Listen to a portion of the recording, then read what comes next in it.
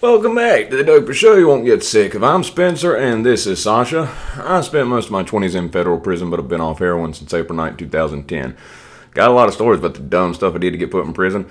Also got quite a few stories about the wild stuff that happened while I was in prison. And God forbid you end up in prison, you want to make some of the same mistakes I made. So I started at Petersburg Low. I was allowed to self-surrender. What that means is, I didn't go through transportation. I showed up at the door like, "Hi guys, ready to go to prison?" And, I was given 5 months to self-surrender because I was doing drug court for my state charges while on bond for my federal charges.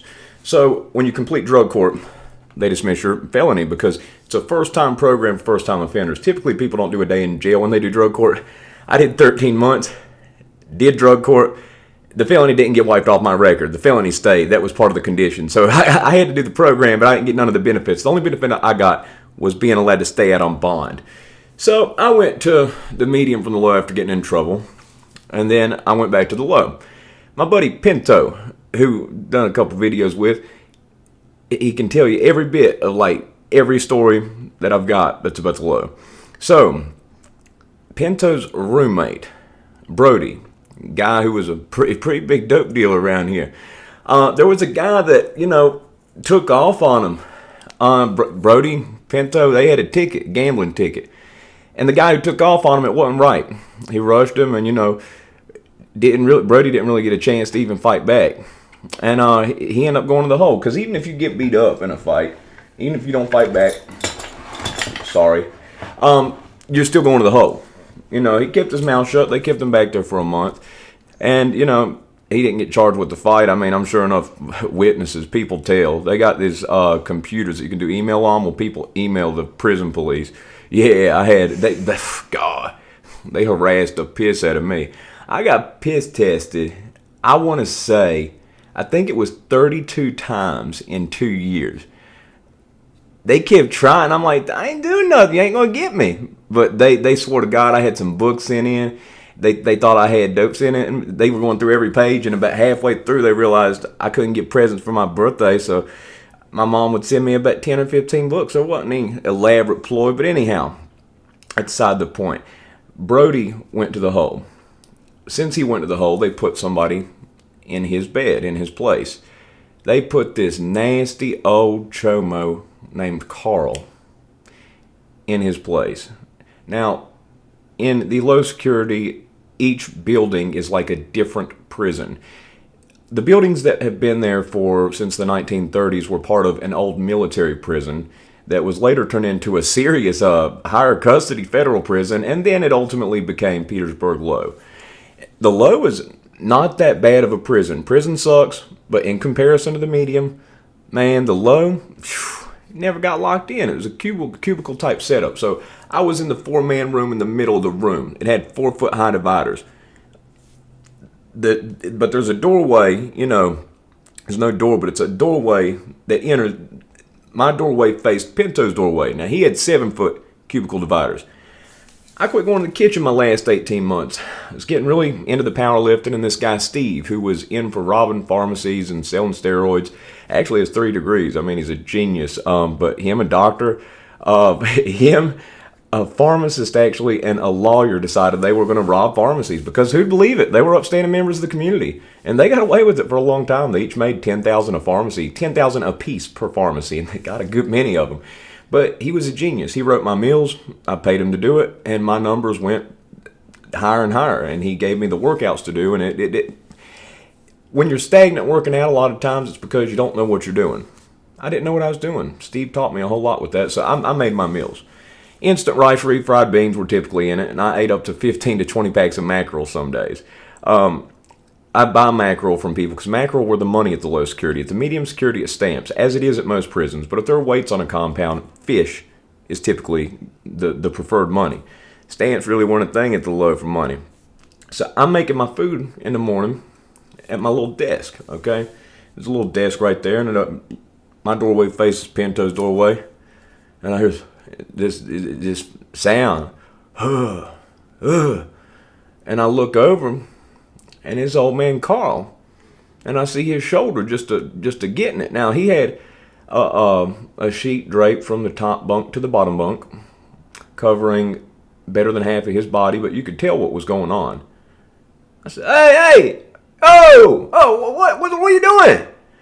And he just ignored me, kept going, and I said, I got a book, and I threw it at him. What are you doing? I'm trying to make my lunch in. Anyhow, he told on me, and yeah, so he kept doing that. He wouldn't quit doing it, wouldn't quit gunning. There's some people in there that have like this high drive of that. A lot of the sex offenders, they've got a different type of drive, I guess, or whatever. He wasn't a pretty bad one. He was a very bad one. Very bad case. I'll spare you the details, but basically, his victim was a disabled person from the time she was, a very small child to the time she was nearly an adult. And when she wasn't that, developmentally she was a little bit slower. But she was old enough and she developed enough to where she understood what was happening was not okay. So that's how he ended up in prison. Now, apparently he used to be some type of military something or another. Actually had a job. He got like a pension. Got a good bit of commissary. He got robbed pretty regularly. Never showered. His hair was greasy, oily, stunk. And he was not a likable person. And he would, every once in a while, he'd go back off on people, okay? But this was something that was unacceptable to me, okay? You're facing my room, and I have to, hear you, see you, no. This is not going to work. That's unacceptable. Nobody should have to put up with that. Seeing that, no. That's unacceptable. So I would torment him. I would torment him endlessly. Now, I took over one of 7 TVs in Carolina Hall, and at that prison after 4 TVs had the Kardashians, 2 had sports, 1 had Telemundo, and I don't watch Gordo and Flock and none of that stuff, and even if I could understand it, I don't believe I would like it, okay? If you want to look at it, and people are like, well, we watch to look at the girls. I mean, they had dirty magazines, okay? Petersburg Low makes calendars. If you got a calendar, it probably came from Petersburg Low. It's a private prison industry, basically slave labor, but they pay better than any other job in the prison, so people don't complain. They have state-of-the-art copy machines. So these old magazines, they kept copying them for years and years. It's not allowed in prison. So I got a stack of, dirty mags, and I mean, that's what it was, straight do. That's my only option, okay? And then my buddy Jamie Jones, funny dude. I gave him a few bucks a month, and he made this thing on his bed, basically where it's an open door. I could just grab mag and be on the way. But some of these guys would watch a Kardashian and be like, we like to look at the girls. And I'm like, yeah, a magazine for that. You're going to watch this trash. So, and me and my ex, who was a no-good, down-dirty hussy, we broke up, and I basically just went in there, and a lot of stuff lined up. Riverside got clemency the same day that happened. He left me the remote, and me and my buddy Tyler, we pretty much ran it. I did until he got back in from education, and then he watched his little shows when I was out there working out, then he passed the remote back to me. I quit allowing Law & Order SVU. Called always want to watch that. I felt like he was getting ideas. Okay, there was one day that we looking for something, wasn't anything on TV. Tuesdays it was Tosh.0. It was Tosh Tuesdays. A lot of people didn't like me for that. It's white people humor. I mean, that's just what it is. Okay, it's white people humor, college humor. Most of my friends, aren't white, but Tosh.0 is some funny stuff. Okay, it's white people humor. I mean. There were very few people that weren't white that liked that show. Okay, it's a funny show. But anyhow, this day there wasn't nothing on TV. So this old movie's coming on, and I heard a few people say something about it was a good movie, and I'm not going off his recommendation, but somebody else was like, it actually is a really good movie. I think it's called The Professional. It's about this hitman assassin guy, and this girl, her parents, everybody gets killed, and he ends up basically taking her in and teaching her a little bit about how he's an assassin. And the little girl thought that like they were in a relationship or something. There was no funny business going on.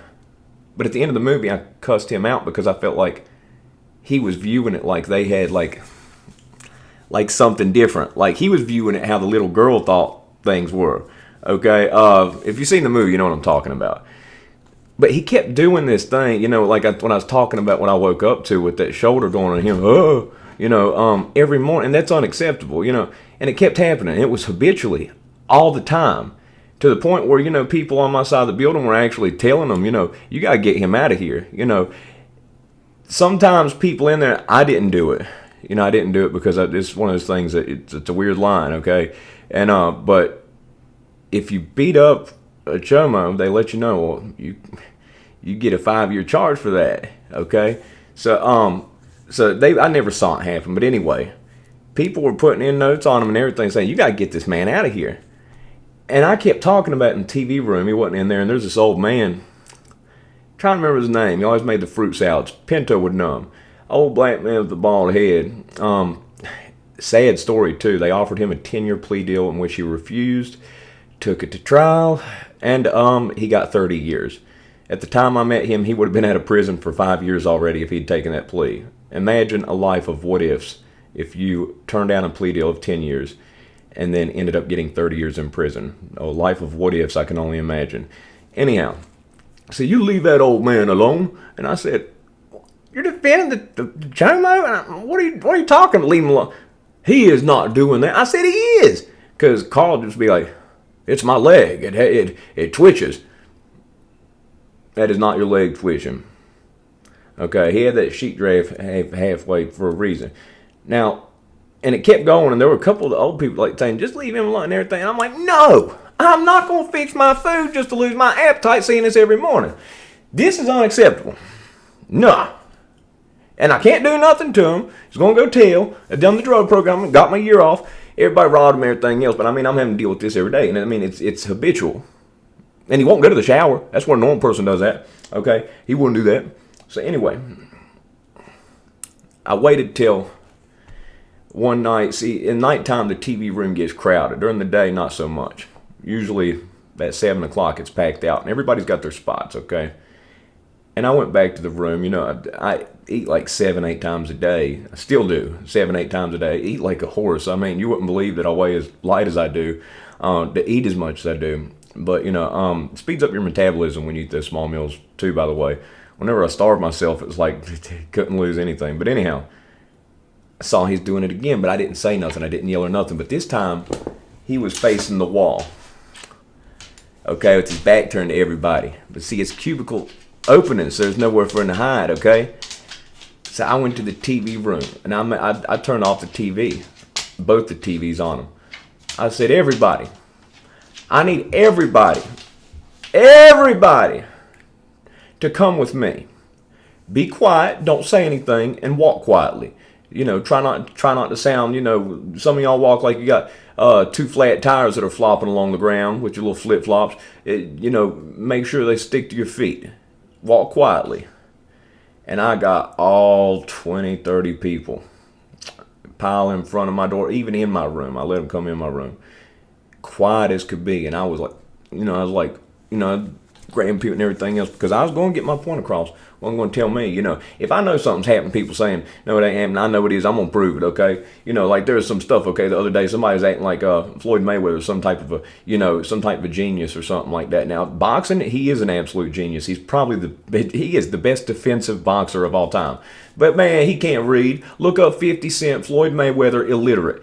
50 Cent, oh, God, it's fun. Look up that, it's a short. 50 Cent offers him $750,000 if he could read a page out of Harry Potter. Then he figured that was too hard for him, so he offered him $750,000 if he could read a page of Cat in the Hat on Jimmy Kimmel. Jimmy Kimmel was going to do it. So I knew that was true, so I pushed that, and I got everybody to watch that because I knew the guy was trying to act like he's some type of genius and he graduated top in his class. Get out of here with that. Boxing genius, yeah. But anyway, like I proved that point, I had to prove this point. Got everybody in the room, and I said, hey, Carl, you got an audience. And he turns around, whoa. And, he told on me for that. And, whenever I was getting questioned about it by the counselor, I said, there were plenty of people that wanted to talk about it. And I said, listen, I'm not going to tell them about this, but I said, y'all already did, and because everybody's doing it. And whenever I went to the counselor, I said, anybody who's, can understand this, I said, don't let me just go in there and deal with this. I said, if you got something, let him know, he's going to tell on me, then do it. And man, it was like I was the Pied Piper. Okay, I had a dozen or so people follow me that counselors, and they were all yelling up and down like, "Nah, you need to get him out of this side of the building, put him back," because they had him right in front of the counselor's office, so people couldn't pick on him, be able to steal from him, and all that type of stuff. He brought him on himself though. I mean, there's some people went on the radar and stuff, but I mean, this guy can't be doing that. I mean, it's nasty. It's nasty. You can't be doing that. There's a lot of deviance in there. But everybody went off and they moved him up out of there. They moved him back in front of the counsel's office. I didn't get in trouble. There's another story, which I'll tell next time. I'm not sure if I really did, but I think we might have given him a heart attack. We tormented him so bad one day, so hard, that I think he fell out and he did. I think he was faking it to move to another building. But he just kept off this nasty stuff. Okay, first off, if you do something to kids, I don't like you. Most people aren't going to like you. But, you know, to be doing nasty stuff in there too on top of it, what do you expect? So anyway, if you like the video, press the like button. If not, it's 16 minutes and 7 seconds of your life, which you'll never get back. Got to go into town. I'm going to get another video up, but got a couple things to do today. But I'll be back. You know, I can get the couple in a day. Thank y'all for watching.